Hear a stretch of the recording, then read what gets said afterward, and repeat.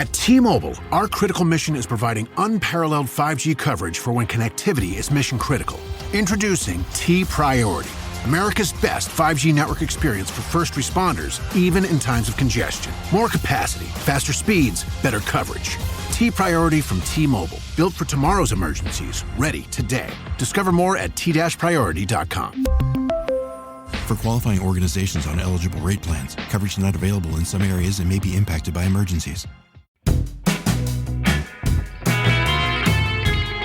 Welcome to the Ankler Podcast. This is Sean McNulty of the Wake Up Newsletter here at the Ankler here in New York City on Thursday, October 3rd. I'm joined in Los Angeles by Elaine Lowe and Richard Rushfield, who apparently was the runner-up in the bake-off for the top Sony Pictures job this week. Richard, I'm kind of surprised you lost something called the bake-off. I was robbed. You robbed? Recount. Oh, boy. You didn't win the write-in vote, Richard?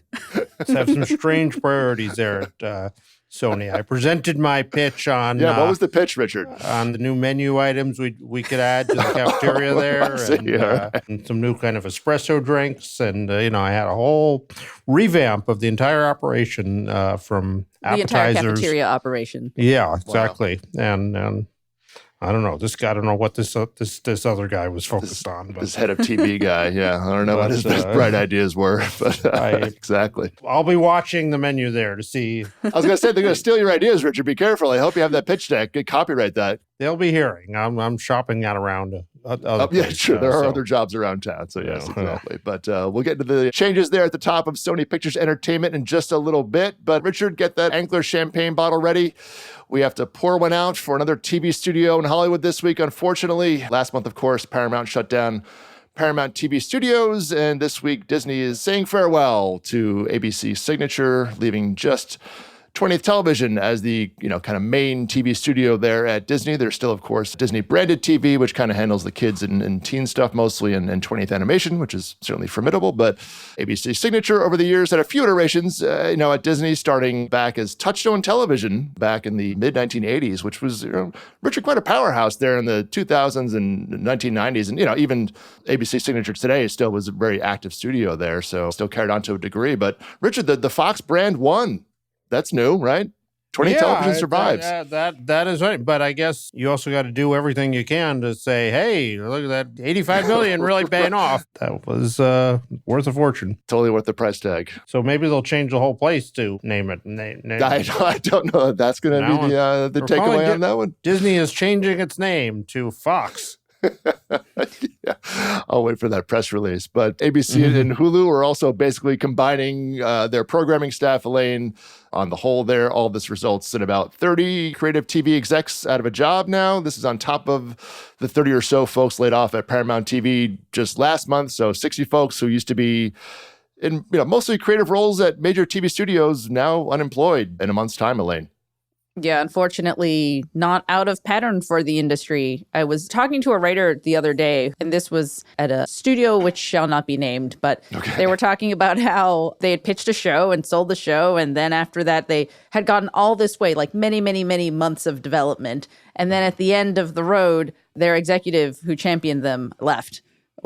Yes. I've heard this story like multiple times in multiple different ways. So I got to wonder what the trickle-down impact is. Yeah, I mean, this is essentially 2 fewer studios to pitch to now, Elaine, for sure. So that's 2 less buyers in the marketplace. So that's certainly nothing to scoff at for any writer out there pitching a show. But, this is, again, back to, just less TV shows, less studios. It's not that it's, I guess, surprising in a way, Elaine, but I mean, it is definitely on brand for companies that are also looking to... Again, everybody's in cutback mode. Disney, I mean, the layoffs at Disney alone, this summer. Yeah, not the only cuts at Disney, right? Another 75 from ABC News this week as well. ABC News and the local TV stations. ESPN did a reorg at the end of August, which also resulted in some folks being laid off. They did the cable business layoffs back in July. They had a 14% cut of Pixar back in May. This is constant. This is 5 months now of just these little bits across the board, Elaine. And, Richard, and we've talked about it here in the pod, of course, but the environment just keeps going along here where it just, guys, when does this stop? This is every entertainment division is being hit here, Richard. Yeah. And I mean, it's kind of a textbook thing that when you have to do cuts, like do them all, do them quickly, get them all out so everybody can get out back to work and stop wondering whether their job and their division is being eliminated the next day. And it's just so destabilizing that everybody lives under this constant threat that it's never over. There's no end to this. It makes it seem like there's no plan at the top or something. Right. Something is going wrong here. And we'll see these, then we'll note these cuts at Disney, right pretty much as their fiscal year ended on September 30th. So we'll see when that kind of falls. So certainly that kind of bodes that end of year making those numbers, Richard. We'll see what the earnings report yields in about a month's time, which will give a little more insight here. But Elaine, back to, this and shutting down of studios bit a little bit. Look, these studios were running multiple divisions doing pretty much the same thing in the sense of developing and producing TV shows. These are kind of leftovers per se from these mergers, Disney and Fox. These divisions, they weren't eliminated back in 2018, 2019 when the merger happened, because that coincided with the boom in TV production. So there was no real impetus to I remember there were sighs of relief then when they didn't consolidate those studios now. Exactly. So in some ways, it's maybe a little overdue in terms of, what people were expecting, but also really not surprising. Yeah. It's sad to see what it is, but it's hard to justify it in this, again, post-streaming bubble that we're in. Paramount, same thing, had 3 TV divisions over at Paramount Global. Now they, got rid of one. They still have 2 major ones over there. WB-TV, Sony, Lionsgate, they all have 1 TV head, pretty streamlined, already. So again, this is maybe, this kind of post-deal hangover coinciding with the streaming bubble there. But given that their major revenue source, the cable bundle, is evaporating, it's not surprising that some would follow. And I think, Richard, to your point about this the conversation about continued drab of layoffs and stuff is they don't know where the bottom of this thing is. And this is the core of the TV business, still like it or not, at all these studios, is this revenue from the cable bundle. And it just, who knows what the Q3 cord cutting numbers will be. And if the money's coming in less, Richard, you got to find the money somewhere to keep those margins. And it doesn't bode well. I'll put it that way, Richard. One thing I always wonder when I hear this is, how is there anyone left at network TV news division? It's like, we're 30 years in and 40 rounds of cuts labor. Every time I hear there are cuts at ABC News, I'm always like, how are there still 5 people left working there at this point? And we're seeing that too. Hoda Kotb said she's leaving her role at the Today Show. Nora O'Donnell, kind of the era, the big evening news chief there at the desk, Richard, that $5 million, $8 million check, that's not there anymore. Mm-hmm. This has come to this point where the stars of network news, it's like, well, you know what? Maybe they don't matter as much anymore in this era. Yeah, you could, when you think of when Tom Brokaw replaced John Chancellor, right? The big, Dan Rather's leaving or whatever. It was a big moment. And the entire, how would democracy was going to be changing because it wouldn't be John Chancellor at the helm anymore or Walter Cronkite giving out. Now it's like, who even knows who's the... right. We should get some network evening news viewers to, if we can find them, to come on this podcast, because Well, just get them before 5 o'clock, because I think that's dinner time. So you gotta be careful about the time of day there. It's funny you mentioned late night as well, Sean. The thing I was thinking about with late night TV and evening news is, at least with late night TV, it still gets such a second life on social, because you see that stuff all over the place on Twitter and Instagram, and that's how that survives. But God, with evening news, it's not like that's making the rounds on TikTok after, No, it's just being parceled out to different digital platforms, and but so is the other. They all have 24-hour news networks now, Elaine. They're digital, not on cable, but and then obviously there's still MSNBC and CNN and things like that too. So it is interesting to note that. But, look at the presidential debates are still run by network news. It's it still does have this role in society where that is what's still the standard here in 2024. It isn't some influencer or something or, kind of online news account. Oh, God, wouldn't that be the day when you have some Instagram influencer moderating a presidential the TikTok debate. debates 2028. We're coming for it. So. You joke, but I would put money on that. As the words were coming out of my mouth, I was like, "This is probably happening in 4 years, isn't it?" I'm sure it will be. Yeah, but Elaine, you talked last week on the pod about the 1-year anniversary of the writer's strike. But I think some things are at least coming out three things in my mind that are standing out. Number one, fewer TV studios. Again, downsizing of just infrastructure at this point is the stage we're at a year later. And again, post-streaming bubble. I think TV deals for writers are out there, but they're all pretty much first look. I haven't seen really too many overalls. The creators of Industry at HBO, they had an overall deal. Now they have a first look deal at HBO. I know a couple of folks who lost their overalls after the strike. Or they lost their deal, but if they get a new deal, it's definitely more the first look variety again, which is less money, as we've talked about up front and all the other things. And there's, just this chatter out there too about, the streaming, even Netflix doesn't quite materialize, but this is changing deal structure where the cost plus model is really getting a close eye out there and kind of greater incentivizing talent. Maybe a little less upfront, but we're going to, give you a bonus or make it more worth your while, or even give you ownership in the project, or, maybe even, heaven forbid, create a window. Disney Plus just purged less than 2% of their library again this week. Like, again, things that are no longer sitting on the shelves collecting dust, some of those projects. So I think there's something to like, hey, why don't you take it back and we'll give you, back to the old models here, Elaine. So those are three things that seem to be coming back into the business at this point, kind of over the course of the past year. Yeah, we're still so much in the throes of change too. The perennial question, it feels like, at least for the last year or so, has just been, what's the new normal? Where does this all settle? And it's a bit of the old normal. I don't know. Yeah, I mean, I kept thinking, okay, maybe after this last round of 300 layoffs or after this next round of cuts over here, that's where we'll see the bottom. But I don't think we've seen the bottom yet. And I think that's the thing that's scaring most people when I talk to them day to day. I was talking to a development producer yesterday who was just sort of doing independent consulting work and everything now. And it just feels very touch and go. Yeah. Well, I think to Richard's point, no one knows the answer to the cable bundle, how small that gets. And that's, again, until that has some certainty about that. I reject that because they do know the answer of how small it gets. It gets a zero. It's just... They don't want to acknowledge it, Richard. Maybe. It's just putting the marker, thinking okay, so in the next 3 years, how small does it get? And planning a business right now so you don't have to every 2 months readjust that. Yeah. But I think in the end, Elaine, which you're alluding to there with your conversation, I think is there's a bit more entrepreneurialism that may come back into the TV business where Grant Tinker and other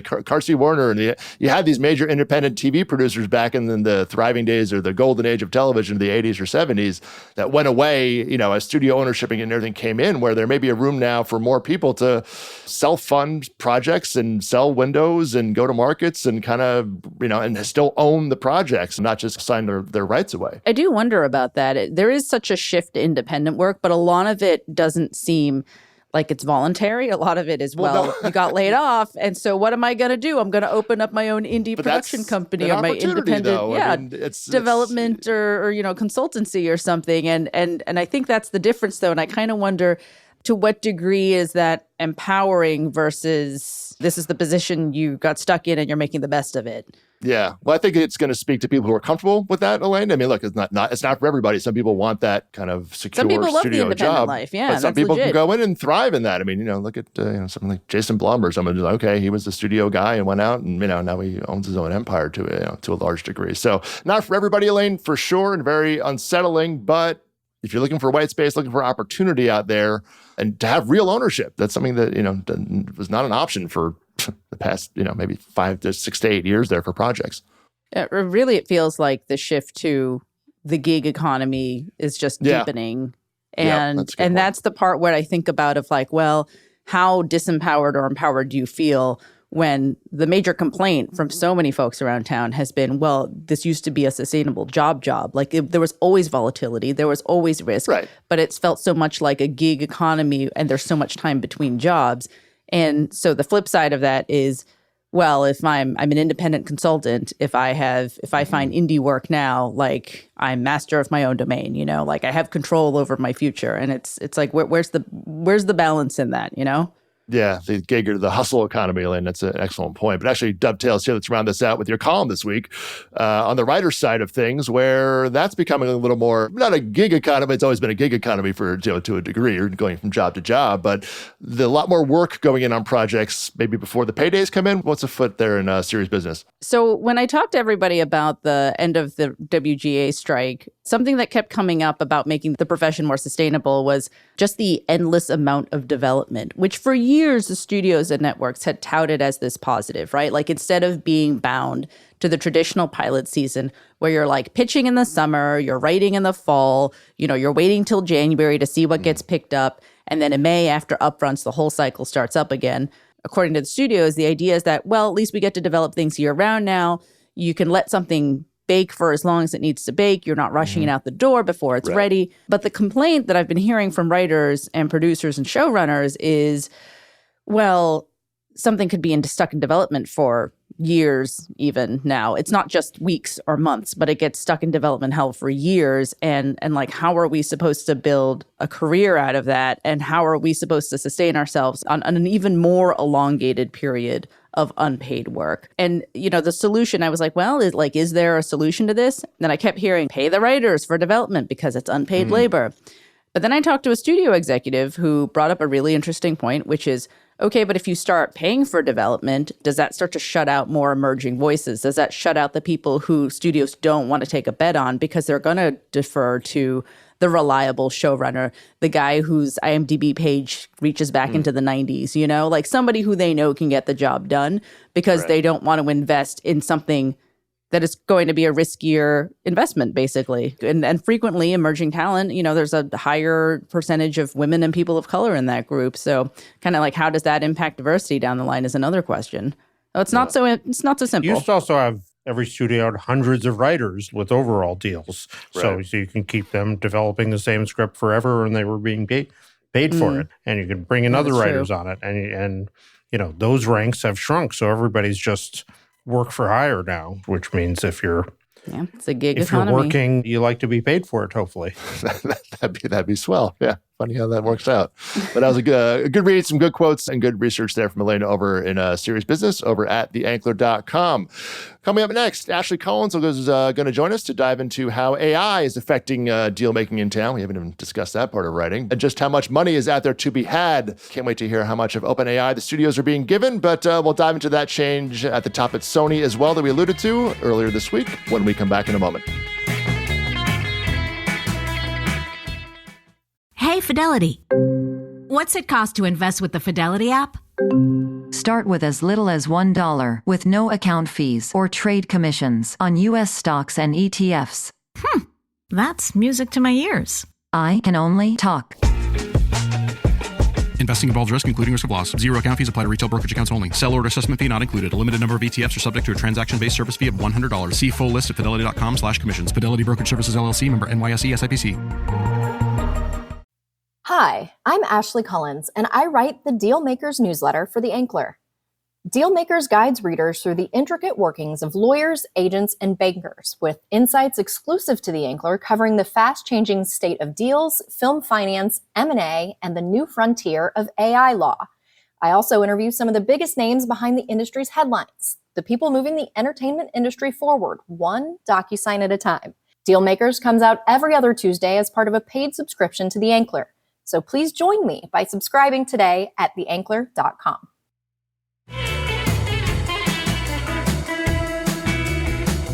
All right, we are now joined by Ashley Collins, who does the Dealmakers column here at The Ankler. Ashley, good to see you again.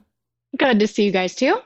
I can assure you Ashley's voice is not AI generated. Of course, that is something AI would totally say, but her column was full of AI developments this week and couldn't be more timely, given the OpenAI closing of about $6.6 billion of new money coming in the door, as far as I can tell, to pay the electricity bill for the most part there, and of course write checks to NVIDIA for more chips, and of course refill the drink section in the kitchen, I'm sure, but that's again led by Josh Kushner's Rive Capital. Ashley, AI is really starting to kind of affect deal making in town, though, and despite AI's promise to make everybody's lives better, the earth a better place to be, it's not so much for the agents and lawyers of Hollywood, it sounds like. What's going on? Yeah, the studios are doing what they're allowed to do under the guild contract. Studio's going to studio, man. What do you want?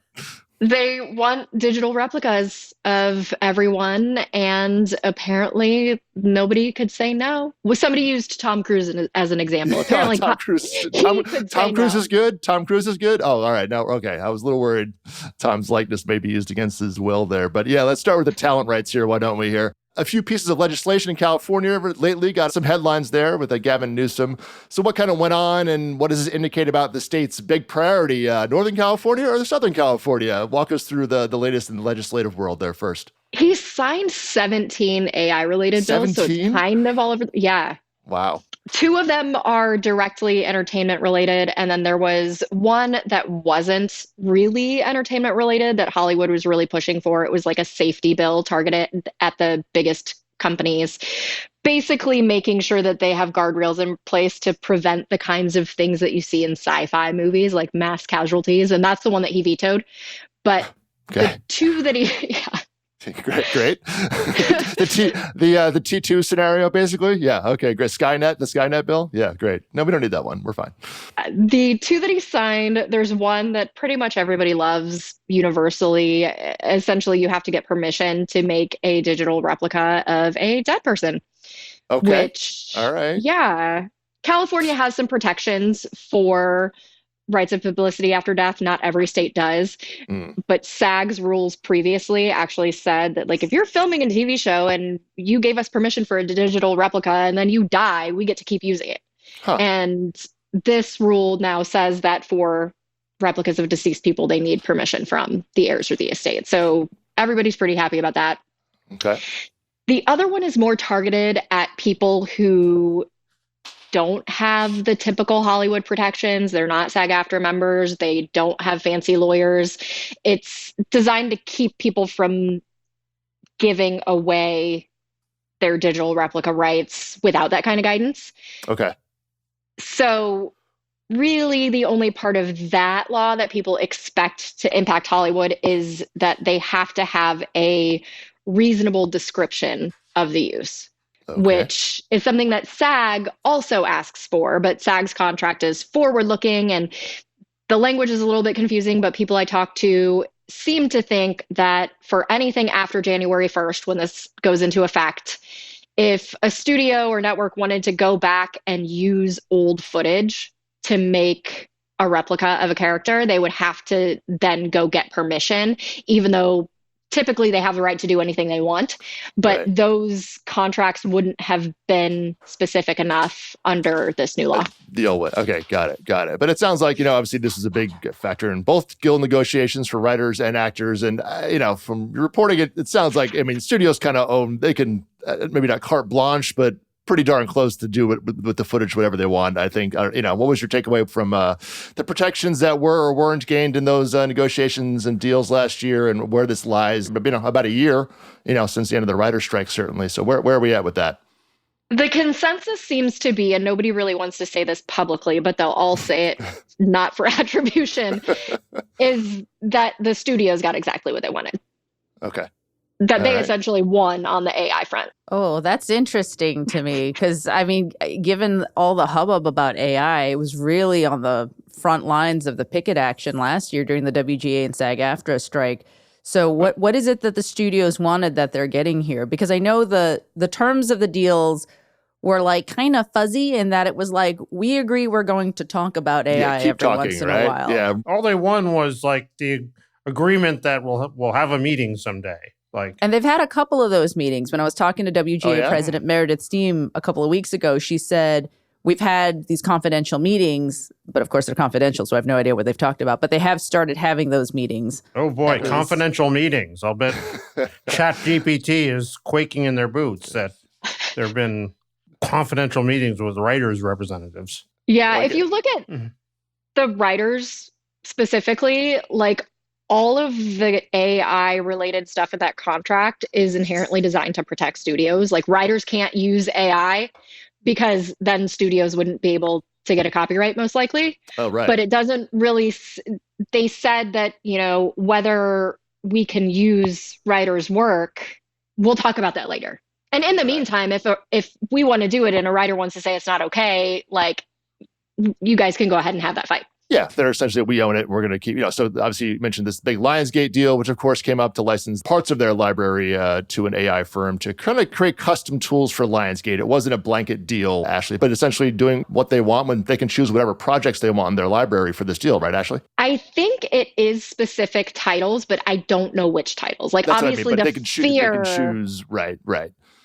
the fear is that they're going to go do something with like John Wick or Hunger Games that's going to implicate talent in some way.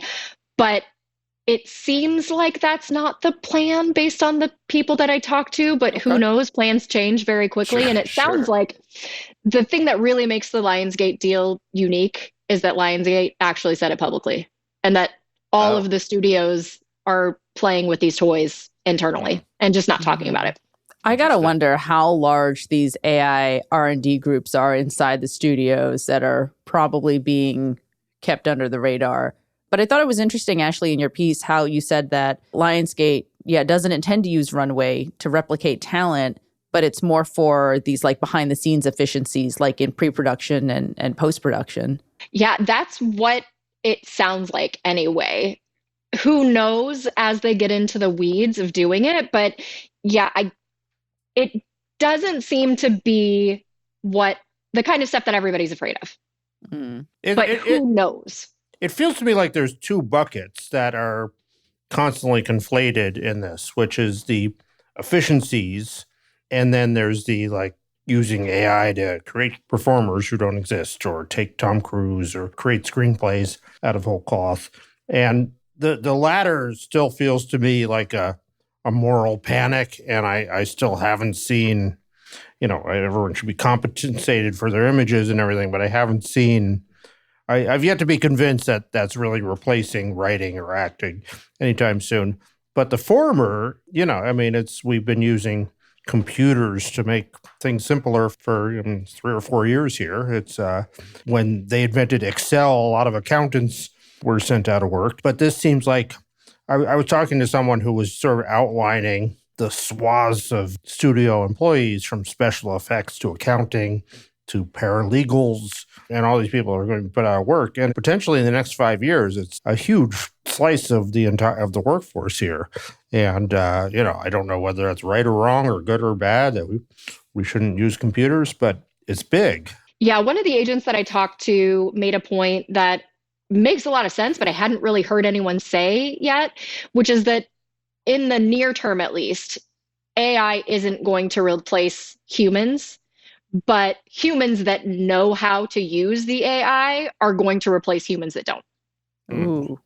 Yeah, that's something I've had a few conversations this week with some people in that world, and it's not, it's like, how do you use these tools? And if you know how to do them, or use them, I should say, you can do the job of 3 people now, which again, a lot of this, the consolidation that's been going on with these, you're now in charge of this and this. It's like, well, how am I going to do that? Well, we have a tool for you that you're going to train you on, or things along those lines. I feel like we're on the precipice of another one of those shifts where there's a divide in the office between the people who know how to use email and Excel and the people who still print out their emails, Right. Print or digital. Yeah, that's a pretty good analogy, Elaine. I think you're probably right in how that's going to shake out and whatever specifics that gets down to. But that mindset certainly of like, are you going to be able to use these tools, or are you going to be scared of these tools, not have the know-how? So it's an interesting point. But actually, let's round out here with the money. This is Hollywood, of course. Come on, let's go. What kind of bucks we talking about here? You had some numbers laid out in here in terms of where we're at, but there's, a lot of big numbers being thrown around as to how much this licensing money could, bring to the coffers of Hollywood studios. Yeah, Dan Neely, who's the CEO of Vermilio, which works with a lot of Hollywood companies, including WME, to make sure that they can protect and monetize these assets for clients, said that, last year there were about $75 million worth of deals done licensing in the media and entertainment space. This year it's looking like there will be about $1 billion. Wow. So it's almost 10x almost, or more than that, yeah. Next year, more than $10 billion he's anticipating. So 10x again. Okay. That's $10 billion. $10 billion comes into the studio system there, in Hollywood. That's bigger than what Paramount's market cap is at this point. So yeah, and that's what he was saying. These are going to seem like really, really big deals, but when you're talking about the most valuable companies in the world, like some of these deals are going to be a rounding error for a company like Google. Right. Or, OpenAI, who's now worth $157 billion. Yeah, what's a $1 billion check to Hollywood next year to grow your tool there that, you have to keep growing it. So, I wonder if obviously it's a paycheck, or do you trade equity and get equity in these AI companies? I mean, if they're building a lot of these tools on the creative of Hollywood, that's another lever here that's not been mentioned by anybody in your reporting. But listen, that's another aspect that could happen here, Ashley. Yeah, he did suggest that that's what they should be fighting for. They should try to get their version of the Spotify deal from the record labels back in the day. Right. So that was when essentially Spotify was created. The three major labels all got equity, percentage of the ownership in Spotify. Most of them sold it eventually, but they all had a percentage stake in Spotify as the company grew. So they didn't just get a paycheck from Spotify. They actually got ownership of a part of the company. So Hollywood studios were not mentioned in the round of investors for OpenAI this week. I'll mention that much, except for, of course, the big investor in A24 there, but that's more inadvertent. So we shall see, but I'm sure we'll be following these developments even more so. This feels like not even the first inning here, Ashley, of this whole thing, right? At this point, is that your takeaway after all these conversations? Yeah, we're very, very early days still. Like, it seems like things are changing quickly, but somebody pointed out that this conversation really took off when ChatGPT became widely available, and that was not even 2 years ago. Yeah, right. So we're still in the very early days. Things do progress faster and faster. Right. Like, things have changed so much in the last 6 months, and I expect that 6 months from now, it will have changed even more. But it's not like tomorrow we're going to wake up and they're going to be making full-scale Hollywood movies using entirely AI. Yeah. Still, what I'm hearing, Ashley, is that we've all gotten into the wrong business. That hasn't been clear by now, Elaine. I mean, I think that's the name of this podcast now. I think we're in the wrong business. Yeah. If anybody didn't think having gone into tech was a good idea like 10 years ago, I'm not sure but where's that they'll the ever fun? convince We have all the fun, don't we? Come on. Who wants to sit up in Northern California all the time? We get free hors d'oeuvres with movie stars walking 20 feet away. Haven't you seen the new drink system at Universal there, Richard? I mean, come on. Listen, we're living the good life down here. Good stuff. Yeah. Good stuff. Yeah, But, some tech billionaire doesn't get that. Yeah, exactly. Take that, Silicon Valley. All right. Anyway, you can check out Ashley's read over there at theankler.com. And Ashley, thank you for always for joining. Thank you for having me. All right. Well, Richard, you missed out on the top job at Sony. As we alluded, Ravi Ahuja will be the CEO of Sony Pictures Entertainment as of January 2nd, 2025. Tony Vinciquerra is going to step down from his CEO role after about a 7-year run. Ravi was brought in to run Sony's essentially the TV business globally back in 2021. And was anointed the COO of the company back in March. So not a total surprise here. It's kind of shocking. Where was like the years of all the contenders backstabbing each other and undermining speculation and Tony? Richard, did you ever have a list of people for the Sony job? You've done this for other studios before. I don't recall a Richard Rushfield list for this job at all. It should have been high up there. But I mean, It just shows you, where's the part about Tony Vinciquerra giving up the job and then deciding he wants it back, and then and coming back for a second round and undermining his interim successor. And I mean, you don't predict such drama. No private jet stories here, Richard. I mean, this just seems like no way to switch CEOs. This isn't how I'm accustomed to people doing that. Yeah, and we've certainly mentioned here before, but Sony, a studio that of all the talked about the layoffs and stuff around other studios around town, largely. Haven't seen this at all, Richard, at Sony, the gaming division a bit, but not in the entertainment division. It's just one of those, Tony came in in this in 2017. And I think we all kind of take for granted, Richard, Sony we kind of see as this stable place inside of this large Japanese company there. But 2017 at Sony Pictures Entertainment was not great. They just wrote off $1 billion from their movie business over there. It was 2 years after the Sony hack. It was not a panacea of peace or well-run machinery over there in 2017 that he walked into. No, I mean, the post-hack assumption was that the studio couldn't survive, that it would be folded into something. Like every week you heard a rumor that, Apple has just closed the deal to buy it, or Amazon, or God knows who is just buying, because there was no way that Sony could just continue on its own. And he left his campground better than he found it. Sure. A big part of that, you have to give the nod to the previous regime. If it hadn't been for the Marvel partnership that Amy Pascal brokered, that came online after she had moved on, it would be might be a very different looking picture, because the imagining Sony film without that is right. bit different company, really. But that said, it's becoming the model of decorum and stability in recent days. If you had to make a list, is Sony like the most drama-free of all the major names?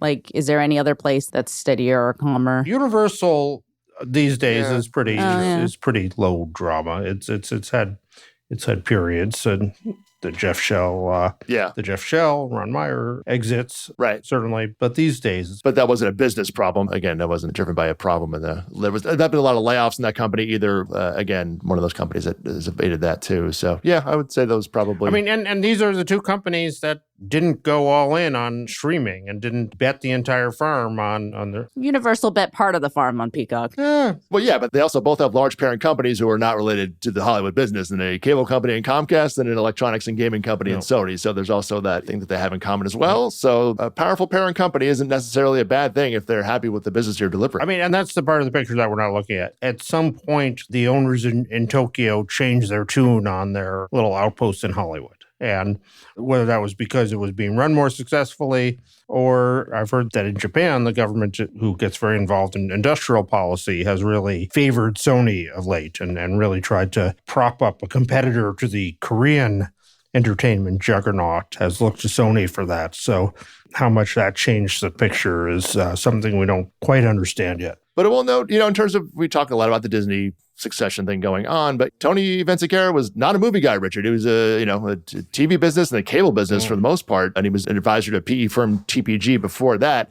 And Sony Pictures has been, Tom Rothman's been there. It's like, in terms of what the skill set is to come into that job, Richard, it's not that, hey, you have to have done everything this company does, but more it's about running the company and trusting the people that you have in charge of your divisions to a degree. So that's an interesting thing to note about Tony's. When he came into that job, it wasn't, what was his movie? Well, the big knock wasn't like, oh no, he has no movie experience, it'll be terrible or whatever. It's just like, no, his job is to run this company, and that was what he did. And he did seem to give Mr. Rothman a great deal of leeway. And I mean, you didn't hear stories of him micromanaging the film decisions and all that. Then Tom's still there all these years later, so that's another testament to it as well. So, trusting the people who run the things is a good rule. Yeah. And we'll say Robbie's background is, essentially a CFO. He was the CFO for Walt Disney's television business. He was the CFO for Tony back when they were at Fox. I think it was Fox Cable Networks back in the late 2000s. So again, has been running the Sony TV business there, including their big India business. They have a large business over in India as well. It's a big part of their overall business. Been running that for about 3 years.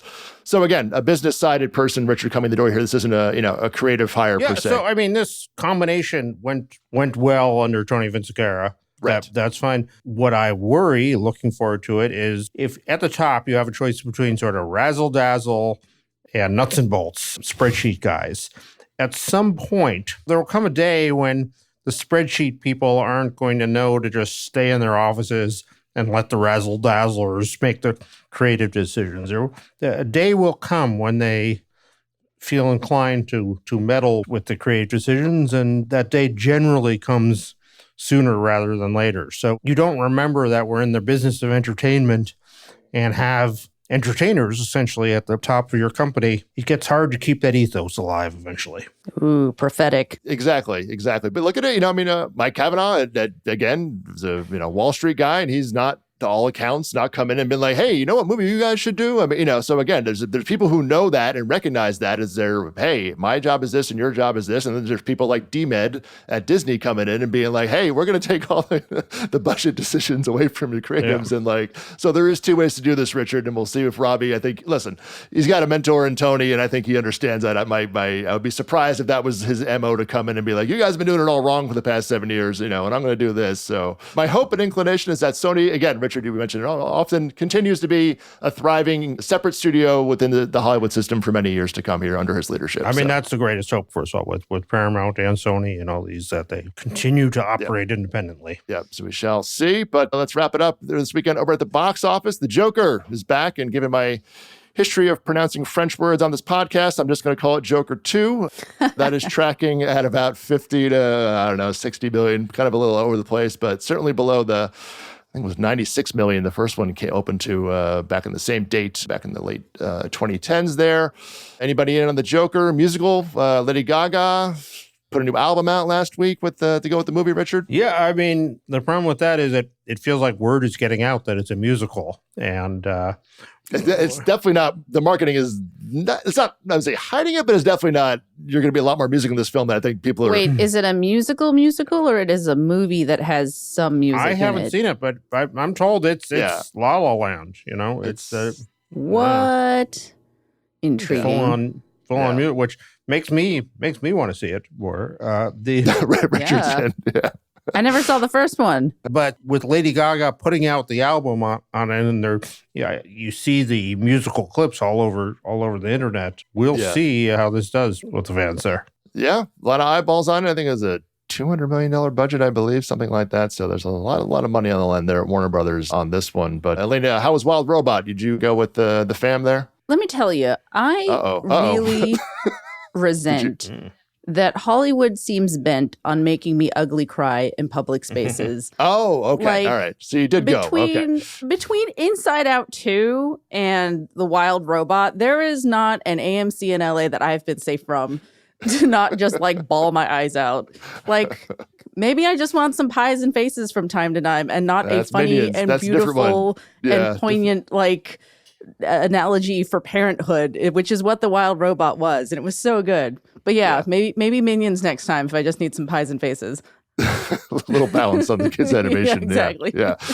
But it's nice to have them. This is based on a book, a very popular book, but an original. There's no pre-existing film IP in this, and it did really well. I mean, I feel like every elementary school kid I know went to go see it last weekend on opening weekend. I think the multiple on Wild Robot is going to be a zillion. Yeah, I hope so it does. Good.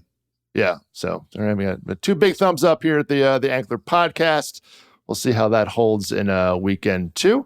We'll wrap out here, of course. You can go to theankler.com to sign up for all the newsletters and podcasts there at The Ankler. Just enter the old email address on the site. Good to go. Just a note, if you're out at the Hamptons Film Festival this weekend, that's the first weekend of October, I'll be out there hosting at least 1, if not 2, conversations out there on Saturday. So if you're out there, look for a 6'4" guy who does not look like he has a place in the Hamptons. That will be me. You can also reach us here at the podcast anytime at podcasts@theankler.com. Elaine, you are checking that, right? Did I hear that in the podcast last week? Right. The email address. You're checking that right now. Somebody should find the password for that. Are you fishing for a guest house there, Sean? It's I could use it. Yeah. Listen, I'm just saying, if somebody wants to have a podcast host hang out at their house for a weekend, I'm not gonna, turn down an invitation. Look. Next week's episode coming live from the Stevenson's guest house. I hope the Wi-Fi is good out there. So that'll be my new lifestyle. Maybe a change in pace for me over there. So anyway, of course, you can follow The Ankler on the socials as well for all the latest and greatest from The Ankler at The Ankler on all social platforms. Elaine and Richard, good to see you as always. And a big thanks to you all for listening. We'll see you next time.